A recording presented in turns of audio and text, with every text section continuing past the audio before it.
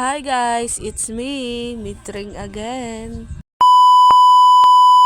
Ngayong araw nga pala maglalaba ako ng aming mga damit. Ang dami na kasi naming labahan at wala na nga rin kaming masuot kaya ayan nakapaglaba na rin ako. Tignan nyo naman napakarami kong labahan at dito pa nga sa CR nagsisiksikan. O diba kahit sa gilid-gilid ng CR merong labahan. Buti na nga lang nakabili na ako ng sabon kagabi. Dahil kung di pa nga ako nakabili hindi na talaga ako makakapaglaba ngayon dahil nga wala na akong pambili. At heto nga nagsaing na nga rin pala itong kapatid naming bunso. Pinagsaing na nga rin pala siya ni Papa para nga mamaya may luto na na kanin. Para nga mamaya po problemahin na nga lang yung ulam. At heto na nga, binuksan ko na nga pala yung tubig dito sa CR. Para naman maumpisahan ko na mabanlawan itong mga damit na nandito. Hindi pa nga yan yung mga labahan ko. Meron pa nga doon sa taas napakarami. Titignan mo pa nga lang yung mga lalabahan mo, ma-stress ka na talaga. At ayan na nga, hinugasan na nga rin pala ng kapatid ko yung bigas para nga maisaing na. Hindi ko na nga pala na-videohan kanina yung una kong sinalang sa washing.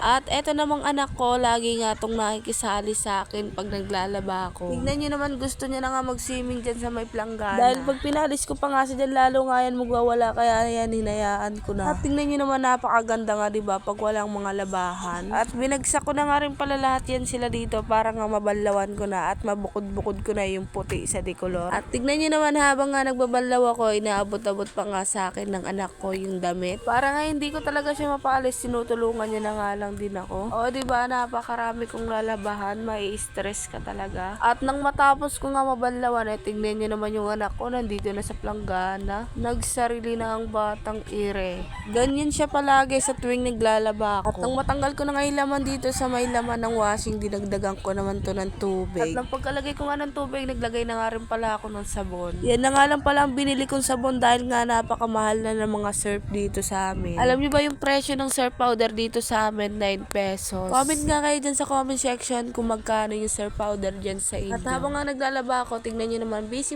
sila. Hala, sige, ilang buhay nang nasira. Eme! At ayan na nga, binaba ko pa yung mga labahan sa taas, napakarami. Tapos dito pa sa CR, walang katapusang labahan. At ayun, fast forward muna tayo dahil natapos na ako mag-washing test. Sobrang dami, bebs. Pagod na yung ma'am Mitring nyo sa sobrang daming labahan. Pang part 2 na lang guys yung pag-dryer ko tsaka pag-sampay. Hanggang dito na nga lang tayo. Thank you for watching everyone, everything, every cheese, FAO.